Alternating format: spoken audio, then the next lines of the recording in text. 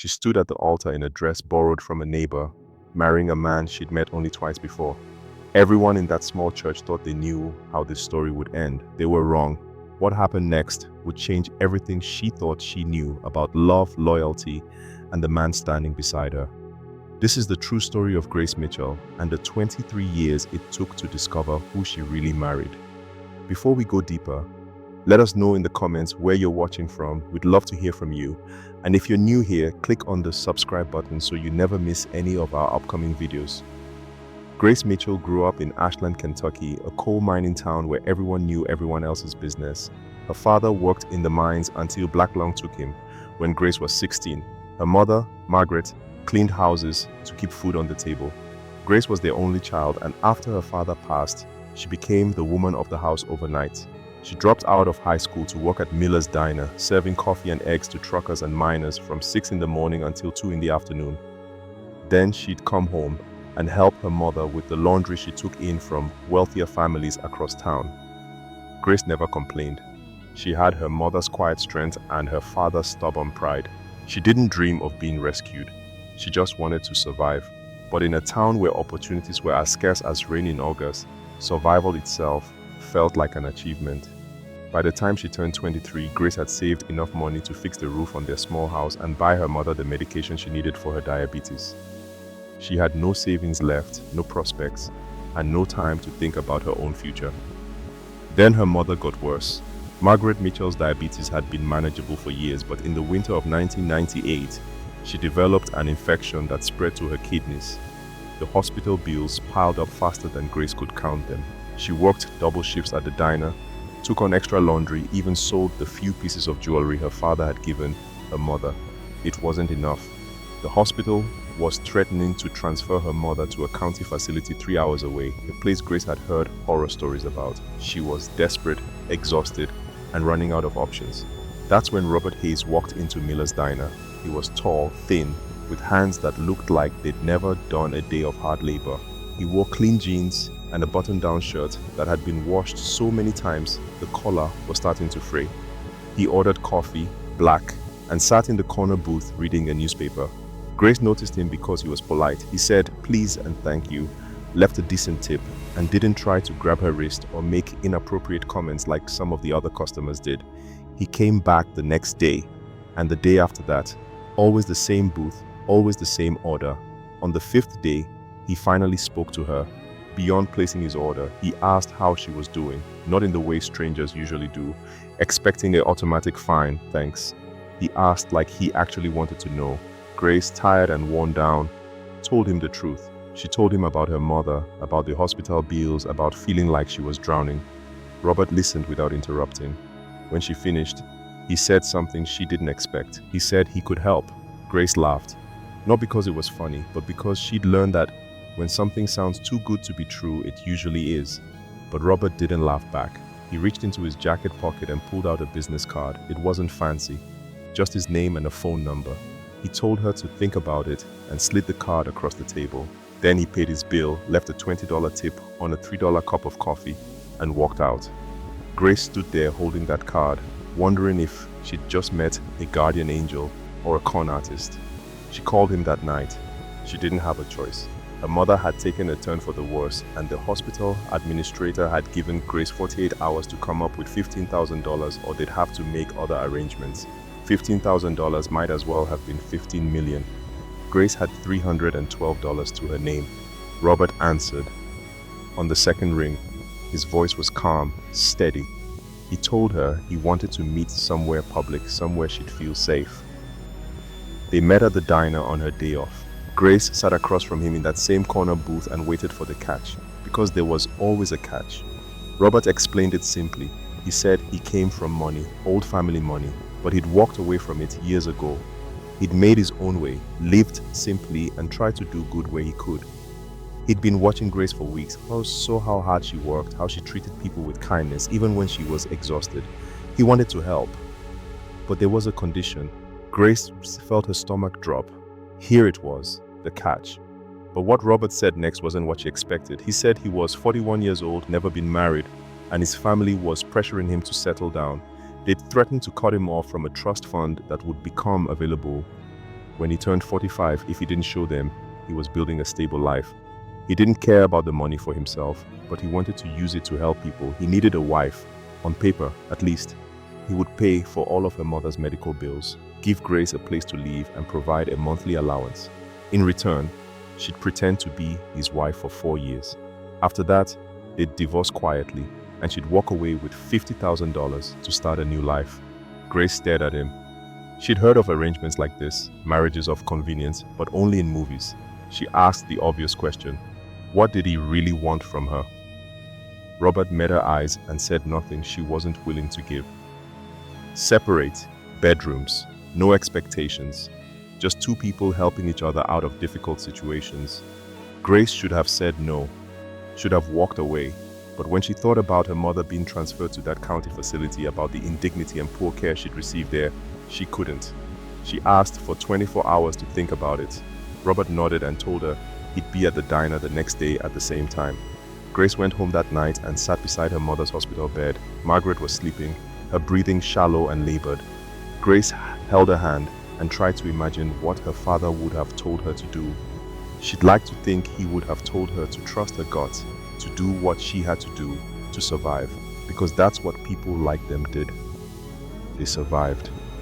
The next day, Grace met Robert at the diner and said yes. They were married 3 weeks later at the Ashland courthouse. Grace wore a cream-colored dress her mother had helped her pick out from the Goodwill store.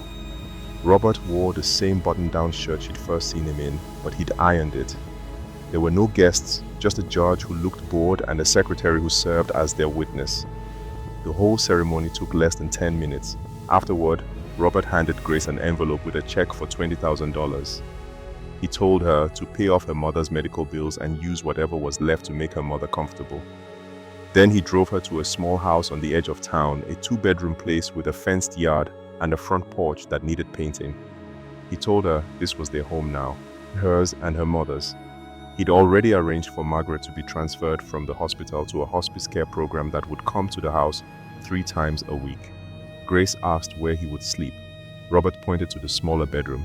He said he'd already moved his things in. Then he told her he had to leave for a few days for work, but he'd be back by the weekend.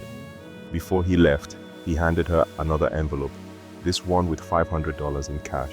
He said it was for groceries and anything else she needed. Then he drove away in an old pickup truck that had seen better days. Grace stood on that porch and tried to process what had just happened. In less than a month, her life had completely changed. She had a husband she barely knew, a house she didn't have to pay rent on, and her mother was coming home. It felt like a dream, or a trap. She wasn't sure which. Margaret came home 2 days later. The hospice nurses were kind and professional. They taught Grace how to manage her mother's medications, how to make her comfortable. Grace moved her mother into the larger bedroom and spent her days taking care of her. Robert came home that weekend like he'd promised. He was quiet, kept to himself mostly. He'd leave early in the morning and come back in the evening with groceries or small things for the house. A new kettle, light bulbs, a warm blanket. He never asked Grace for anything, never made her feel uncomfortable. He treated her with the same quiet respect he'd shown her in the diner. At night, she could hear him in his room, sometimes on the phone speaking in low tones, sometimes typing on an old laptop. She wondered what kind of work he did, but she never asked. She'd learned not to ask too many questions. Some things were better left alone. 3 months into the arrangement, Margaret's condition improved. Not dramatically, but enough that she could sit up in bed, could have conversations that didn't leave her gasping for air. The hospice nurses said it was remarkable. They said sometimes having peace of mind and proper care could make all the difference. Grace knew her mother was still dying. The diabetes had done too much damage, but at least now she was dying with dignity in her own bed with her daughter beside her. Margaret never asked questions about the marriage. She'd always been a practical woman. She knew Grace had done what she had to do. One evening, while Grace was helping her mother eat dinner, Margaret took her hand and said thank you. Grace told her mother she didn't need to thank her, but Margaret shook her head. She said she wasn't thanking Grace for taking care of her.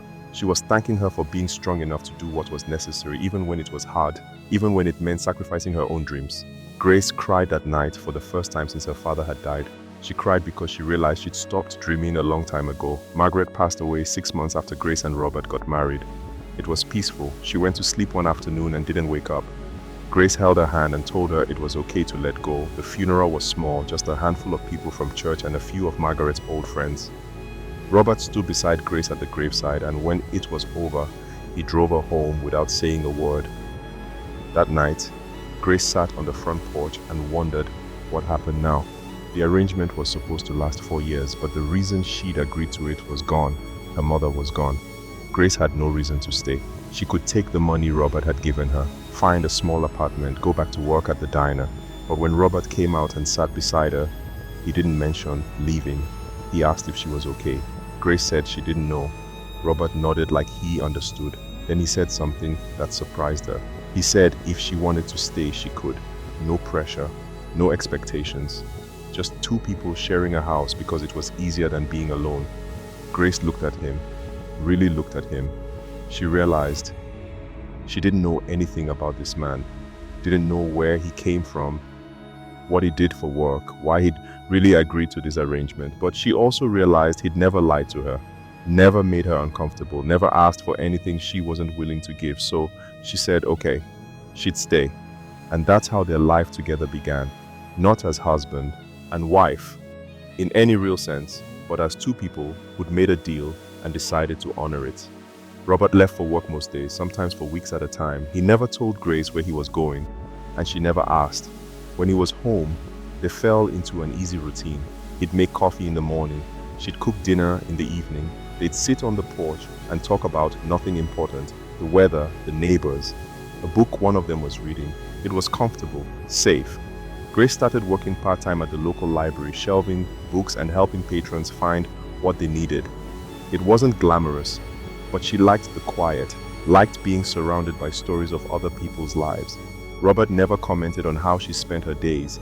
He just made sure there was money in the account they shared for household expenses and gave her the monthly allowance he'd promised. Grace saved most of it. She wasn't sure what she was saving for, but it felt important to have something of her own. A year passed, then two.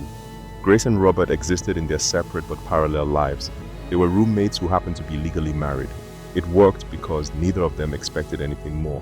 But sometimes, late at night, Grace would lie in bed and wonder what Robert did when he left for those weeks at a time. She'd wonder if he had another life somewhere, a real life with real connections. She'd wonder if she was just a convenience to him, a checkmark on a list of requirements he needed to fulfill. And she'd wonder why that thought bothered her more than it should. In the 3rd year of their marriage, something shifted. Robert came home from one of his trips, and he looked different, tired, older. There were lines around his eyes that hadn't been there before. Grace asked if he was okay. Robert said he was fine, just work stress. But that night, she heard him on the phone in his room, his voice tense and frustrated. She couldn't make out the words, but she could hear the emotion behind them. Something was wrong. Over the next few weeks, Robert became distant. He stopped joining her for coffee in the morning, stopped sitting on the porch in the evening. He'd come home late and leave early. And when Grace tried to ask him about it, he'd brush her off with vague reassurances. Grace told herself it wasn't her business. They had an arrangement, not a real marriage. His problems weren't hers to solve. But she couldn't shake the feeling that something was seriously wrong. One night, Grace woke up to the sound of someone in the kitchen. She found Robert sitting at the table in the dark, his head in his hands. She almost turned around and went back to bed. This wasn't her place, but something stopped her. Maybe it was the way his shoulders were shaking. Maybe it was the realization that in 3 years, she'd never seen him break down. She sat down across from him and waited. After a long silence, Robert finally spoke. He told her the truth, the whole truth. He said his real name was Robert Hayes Crawford. His family owned Crawford Industries, a manufacturing company worth hundreds of millions of dollars. His father had built it from nothing, and Robert had been groomed from birth to take over. But Robert never wanted that life. He didn't want board meetings and stockholders and the constant pressure to make decisions that affected thousands of people. He wanted something simpler. So when he turned 30, he walked away. He changed his name, or rather, started using his middle name and his mother's maiden name instead of Crawford. He moved to small towns and tried to live a normal life. But his family never stopped trying to pull him back. The trust fund he'd mentioned wasn't just money. It was a controlling share in the company. If he didn't claim it by his 45th birthday, it would be divided among his siblings and he'd lose any chance of influencing what happened to the company his father built. His family had been pressuring him to come back, to get married, to settle down, and act like a Crawford. The marriage to Grace had bought him time, but now they were demanding proof. They wanted to meet her, wanted to see that he was really building a life, and Robert had been avoiding them because he didn't want to drag Grace into his family's drama. Grace sat there processing everything he just told her. She'd married a man worth millions, possibly more, and she'd been living in a 2-bedroom rental house on the edge of a coal mining town. It should have made her angry. He'd lied to her, or at least withheld the truth, but all she felt was sadness. Sadness for this man who'd run away from a fortune because he just wanted to be left alone. She asked him what he wanted to do. Robert said he didn't know. He said he'd been thinking about just letting the trust fund go, letting his siblings have it. But then he thought about all the people who worked for Crawford Industries, the families who depended on those jobs. His siblings were ruthless. They'd cut costs, lay people off, move operations overseas. His father had built the company with the promise of taking care of the people who worked for him. Robert felt like if he walked away, he'd be betraying that promise. Grace understood that. She understood the weight of responsibility, the burden of doing what was right even when it was hard. She asked him what would happen if she met his family. Robert said honestly, they'd probably try to buy her off, try to prove the marriage was a sham. They'd investigate her, dig into her past, try to find any excuse to claim the marriage wasn't legitimate. Grace thought about it. Then she said she'd do it. She'd meet his family. She'd play the part of his wife, really play it this time. Not because of the money, but because Robert had helped her when she needed it most. Now it was her turn to help him. Robert looked at her like he couldn't quite believe what he was hearing. He told her she didn't have to do this. Grace said she knew, but she wanted to. And that's how Grace Mitchell from Ashland, Kentucky found herself walking into Crawford Manor 3 weeks later, wearing a dress Robert had bought her and pretending to be someone she wasn't. The estate was massive, with manicured lawns and a circular driveway that seemed to go on forever. Grace had never been anywhere like it.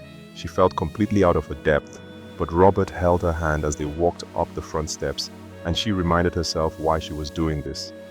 The family was waiting in the main sitting room. Robert's mother, Catherine, was an elegant woman with perfectly styled silver hair and eyes that missed nothing. His older brother David looked like a younger version of their father in the portrait hanging over the fireplace. His sister, Victoria, was beautiful and cold, assessing Grace like she was a piece of furniture that didn't quite fit the decor. The dinner that night was excruciating. Every question felt like a trap. Where did you grow up? How did you meet? What do your parents do? Grace answered honestly because she'd learned that the best lies were rooted in truth. Yes, she grew up in a small town. Yes, her father was a coal miner. Yes, they met at a diner. But she also talked about her mother with genuine love and grief. She talked about the library where she worked with real passion. And when Victoria made a snide comment about how convenient it must have been for Grace to marry into money, Grace looked her straight in the eye and said, the most expensive thing she'd ever bought was her mother's headstone, and she'd paid for it with money she earned herself. The room went silent. Catherine changed the subject. Over the next few months, Grace and Robert attended family dinners, company events, and charity galas. Each time, Grace felt the family watching her, waiting for her to slip up. But something strange started to happen. The more time Grace and Robert spent together pretending to be a married couple, the less it felt like pretending. Robert started coming home earlier, started asking about her day, really listening to her answers. They'd have dinner together every night, talking about everything and nothing. He told her about growing up in the Crawford family, about the pressure and expectations. She told him about her dreams before her father died, about wanting to be a teacher. One evening, 6 months after that first dinner at Crawford Manor, Robert asked Grace if she wanted to go back to school. Grace laughed it off. She was 27 years old. She'd barely finished high school. Robert said that didn't matter. If she wanted to be a teacher, he'd help her make it happen. Grace looked at him and realized something had shifted. This wasn't about their arrangement anymore. This wasn't about Robert needing a wife on paper. This was him genuinely caring about her future. She felt something in her chest tighten, something she hadn't felt since before her father died. Hope. She started taking community college classes that fall, English and education courses. Robert would quiz her before exams and they'd celebrate her good grades with ice cream from the corner store. It was simple and domestic and nothing like the life Grace had imagined for herself. But it was also the happiest she'd been in years. The 4th anniversary of their marriage came and went without either of them mentioning it. The agreement had been 4 years. Grace was supposed to walk away with her money and start a new life, but neither of them brought it up. They just kept living their life together, this strange, comfortable partnership that had somehow become real without either of them planning it. Then, one night in the 5th year of their marriage, everything changed. Grace and Robert were having dinner when his phone rang. She watched his face go pale as he listened to whoever was on the other end. When he hung up, he told her his father had died. The funeral was massive. Hundreds of people showed up to pay their respects to Thomas Crawford, the man who'd built an empire. Grace stood beside Robert through all of it, holding his hand during the service, letting him lean on her when the weight of it all became too much. After the funeral, the family gathered for the reading of the will. Grace waited outside the lawyer's office, but Robert asked her to come in. He said she was his wife. She deserved to hear this. Thomas Crawford had left specific instructions. The company was to be divided equally among his 3 children with one condition. Robert would receive his father's controlling share, but only if he remained married and actively participated in running the company for at least 5 years. If he divorced or abandoned his responsibilities, his share would be redistributed to David and Victoria. It was his father's way of making sure Robert came home, making sure he fulfilled the destiny Thomas had planned for him. Robert's siblings were furious. David accused Robert of manipulating their father. Victoria called Grace a gold digger, but the will was ironclad. Robert stood up and told his siblings he'd think about it. Then he took Grace's hand and they left. On the drive home, Robert was quiet. Grace knew what he was thinking. He was thinking about walking away again, about letting his siblings have the company, but she also knew he'd regret it. That company was his father's legacy. The employees were people his father had cared about. If Robert walked away, everything Thomas Crawford had built would be dismantled for profit. When they got home, Grace made them both coffee and they sat on the porch like they'd done 1,000 times before. Finally, Robert spoke. He said he couldn't do this, couldn't pretend anymore. Grace felt her heart drop. She thought he was going to say he wanted a divorce. Instead, he said he couldn't keep pretending this marriage wasn't real. He said somewhere along the way, he'd fallen in love with her. He said he woke up thinking about her, fell asleep grateful she was in the next room. He said he knew it wasn't part of their deal, knew she probably didn't feel the same way, but he couldn't go into this next chapter of his life lying about something this important. Grace stared at him. This man who'd saved her mother, who'd given her a home, who'd encouraged her dreams. This man who made coffee exactly the way she liked it and remembered which books she wanted to read. She asked him when he'd figured it out. Robert said probably around the time she'd stood up to his sister at that first family dinner. He said he'd watched her navigate his family's cruelty with grace and dignity, and he'd realized she was the strongest person he'd ever met. Grace told him she'd fallen in love with him too. She wasn't sure exactly when. Maybe it was when he'd sat with her in the dark kitchen and told her the truth about who he was. Maybe it was when he'd asked her about going back to school, or maybe it was in all the quiet moments in between, all the mornings and evenings they'd spent building a life together without even realizing it. Robert took her hand and asked if she'd stay married to him, not because of a deal or an arrangement, but because she wanted to.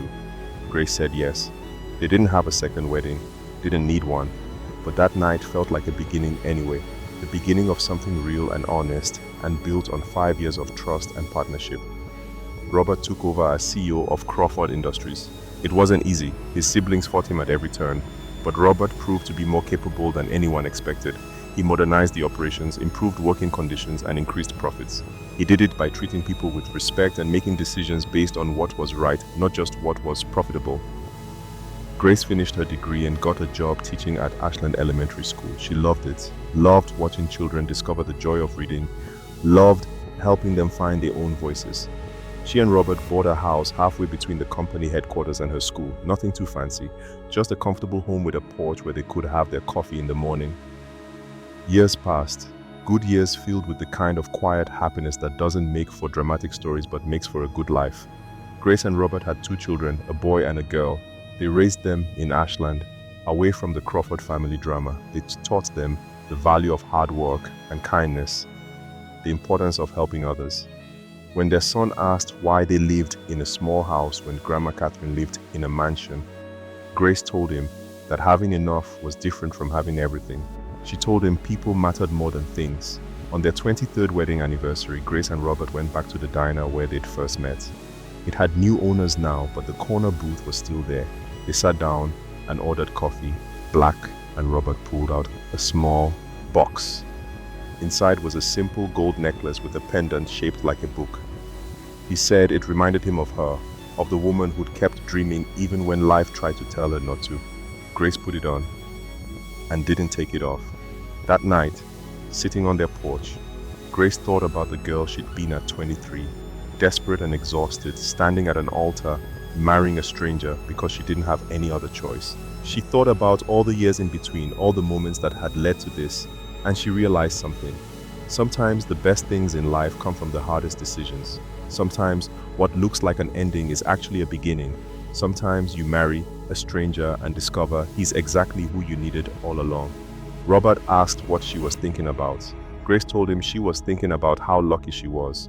Robert laughed and said he was the lucky one. Grace shook her head.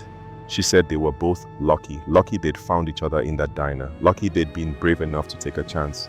Lucky they'd built something real from an arrangement that started as nothing more than a business transaction. She looked at her husband, this man who'd walked away from billions to find something real, who'd found his way back to wealth but never let it define him. And she thought about how strange and beautiful life could be, how the things we think will destroy us sometimes save us, how the people we think we're helping sometimes end up helping us more. Robert took her hand the same way he'd done that first night at Crawford Manor. But this time it wasn't for show. This time it was real. And that made all the difference. Think about Grace's story for a moment. Think about the choice she made standing in that diner, weighing her mother's life against her own future. Would you have said yes? Would you have trusted a stranger offering what seemed too good to be true? And what about Robert? Would you have had the courage to walk away from everything you were raised to be, knowing you might never be able to go back? These questions don't have easy answers, but maybe that's the point. Life rarely gives us easy choices. It gives us impossible ones and asks us to do the best we can with what we have. Grace didn't marry Robert because she loved him. She married him because she loved her mother. But somewhere in the years of playing pretend, of coffee on the porch and quiet evenings, she discovered something more valuable than any fortune. She discovered that love doesn't always arrive in the way we expect. Sometimes it arrives in a beat-up truck driven by a man pretending to be someone he's not. Sometimes it arrives in a business arrangement that turns into a partnership that turns into a family. Sometimes it arrives when we're not even looking for it, when we're just trying to survive another day. Grace and Robert's story reminds us that the best relationships aren't built on grand gestures or perfect timing. They're built on trust, on showing up, on choosing each other over and over again, even when it would be easier not to. They are built on the small moments that nobody else sees, the morning coffee, the hand held in the dark, the quiet support when life gets hard. Today, Grace still teaches at Ashland Elementary. Robert still runs Crawford Industries, but he spends more time working from home than his siblings think is appropriate. They don't care. Their children are grown now, building their own lives, making their own choices, and on summer evenings you can still find Grace and Robert sitting on their porch, drinking coffee and watching the sunset over the Kentucky hills. Sometimes Grace thinks about that young woman standing at the courthouse, afraid and desperate and trying to be brave. She wishes she could tell her younger self that it's all going to be okay, that the stranger she's marrying will become the love of her life, that the choice she's making out of fear will lead to more happiness than she ever dreamed possible. But maybe that younger Grace needed to walk that path herself, needed to discover in her own time that sometimes the scariest decisions lead to the best destinations, that sometimes saying yes when everything tells you to say no is exactly the right choice. Robert once told Grace that meeting her in that diner was the luckiest moment of his life. Grace told him she felt the same way. But luck had nothing to do with it. It was choice, it was courage, it was two people who decided to trust each other when they had every reason not to. It was two people who built something real from something fake, who found love in the last place they expected to find it. So let me ask you this. Have you ever made a choice that scared you, that seemed impossible, but turned out to be exactly what you needed? Have you ever trusted someone when everything told you not to, and discovered they were worth that trust? Share your stories in the comments below, because Grace's story isn't unique, it's just rare. There are people all around us making impossible choices, trusting when it's hard, building something beautiful from broken pieces. Sometimes we just need to be reminded that those stories exist, that happy endings are possible even when they start with desperate beginnings. Thank you for watching. If this story moved you, please hit that like button and share it with someone who needs to hear it. And subscribe to our channel for more real stories about real people who discovered that life is strange and beautiful and full of second chances. Until next time, remember that sometimes the best things in life come disguised as the worst. Sometimes the scariest door is the one you need to walk through. And sometimes, just sometimes, the stranger you're afraid to trust turns out to be the person you've been looking for all along.